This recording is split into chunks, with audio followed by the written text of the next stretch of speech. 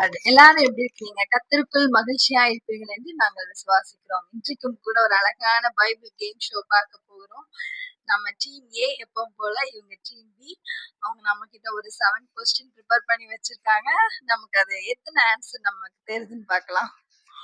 நான் சில பைபிள்ல உள்ள கேரக்டர்ஸ பத்தி நான் கேட்பேன். அவங்க பழைய ஏற்பாடுல உள்ளவங்களா, புதிய ஏற்பாடா, அவங்கள பத்தி ஏதாவது சொல்ல தெரியும்னா அத பத்தி சொல்லலாம். ஓகே. முதல் கேள்வி, பைபிள்ல சொல்லப்பட்டிருக்கிற நூற்றுக்கு அதிபதியின் ஒருவரின் பெயர்.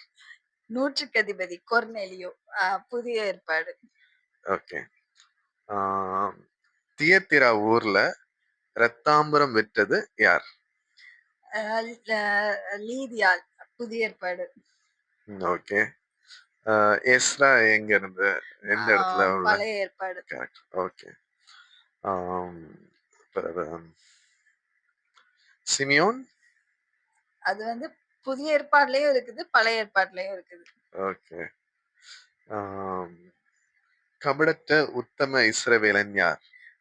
நாத்தான்வேல், புதிய ஏற்பாடு. ஓகே. பெனாயா பழைய ஏற்பாடு. ஓகே. நம்ம லாஸ்ட் கேம்ல கூட அந்த பேரு வந்துச்சு. ஆமா.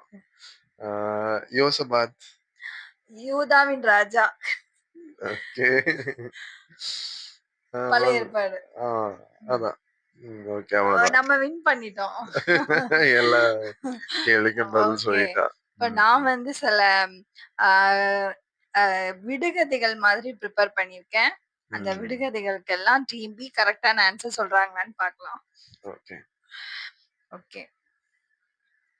ஆண்டவர் இயேசு என்னையே ஒப்பிட்டு சொன்ன செடி நான், அனைவரும் விரும்பி உண்ணும் கனிகளை குலை குலையாய் தந்திடும் கொடி நான். யார் நான்? இது திராட்சை செடி. பைபிள்ல சொல்லி இருக்கிற ஒன் ஆஃப் த காமனஸ்ட் செடி. நான் கொடி கொடியான்னு சொன்னோன்னே ஈஸியா கண்டுபிடிச்சிட்டாங்க. வேற ஒன்றும். ஓகே.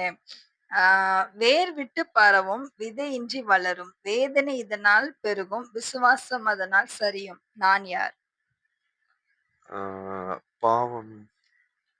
பாவம் பாவம் தான். ஆனா அது என்ன நீங்க கரெக்டா சொல்லல. ஓகே.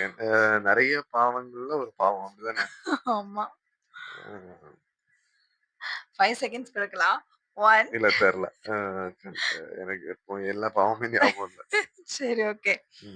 உலகம் விழிக்கும் முன்பே விழிப்பவன், உறங்கும் மனிதன் விழிப்பதும் என்னாலே, சீமோன் பேதுரு தன் பாவம் உணர்த்தும் என்னாலே. இது